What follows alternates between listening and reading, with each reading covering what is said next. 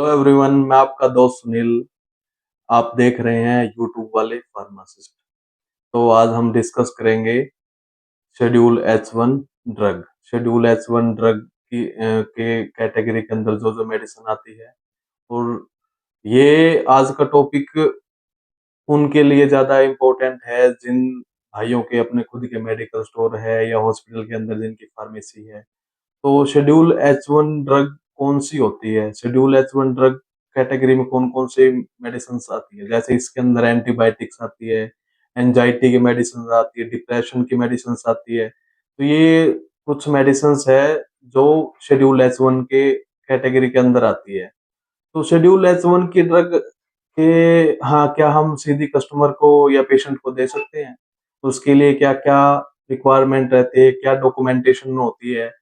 तो सबसे पहले जैसे कोई शेड्यूल एच वन की प्रिस्क्रिप्शन आई तो उसमें हम क्या देखते हैं? सबसे पहले देखते हैं कि वो प्रिस्क्रिप्शन वैलिड है या नहीं है। और डेट देखते हैं वो प्रिस्क्रिप्शन कब प्रिस्क्राइब हुई है। उसमें हम डॉक्टर का नाम देखते हैं और डॉक्टर का रजिस्ट्रेशन नंबर देखते हैं।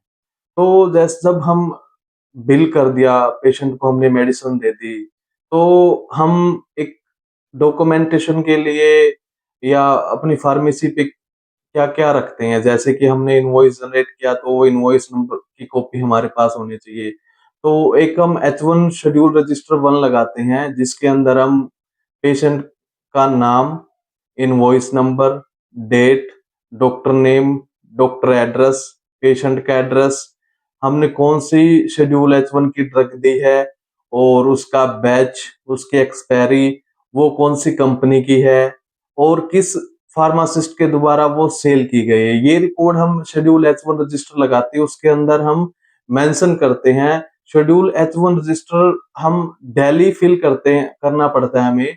कि जैसे आज के दिन हमने कौन सी एच वन मेडिसिन सेल की, तो कल सुबह आएंगे तो हम उसको रजिस्टर में मेडिसिन का डाटा फिल करेंगे। तो जब ड्रग इंस्पेक्टर आता है तो schedule H one register check करता है। हाँ, शेड्यूल एच वन रजिस्टर बिल्कुल चेक करता है। उसमें वो चेक करता है कि क्या आपने फेक एंट्रीज तो नहीं कर रखी है, प्रॉपर डाटा मेंटेन कर रहे हैं शेड्यूल एच वन का आप। तो ये सब डीआई ड्रग इंस्पेक्टर की जब विजिट होगी तो वो प्रॉपरली चेक करेगा। ये कुछ इंफॉर्मेशन है शेड्यूल एच वन कैटेगरी के रिगार्डिंग। इन सभी इंफॉर्मेशन को हमें अपने पास स्टोर करके रखना पड़ता है और ये डाटा कम से कम हमें 3 साल तक अपने पास रखना पड़ता है। जब भी ड्रग इंस्पेक्टर या डीआई विजिट करेगा तो ये डाटा चेक कर सकता है। तो एक और मोस्ट इम्पोर्टेंट बात है इसके अंदर कि जब भी हम पेशेंट को मेडिसिन देंगे तो जो उसकी प्रिस्क्रिप्शन होगी, उसकी पर्ची होगी, उसके ऊपर हम शेड्यूल एच वन की स्टैंप लगा के देंगे, उस पे डेट मेंशन करके देंगे ताकि पेशेंट उस मेडिसिन का मिस यूज ना कर सके। तो अगर ये वीडियो आपको अच्छी लगी हो तो चैनल को सब्सक्राइब करें और लाइक करें।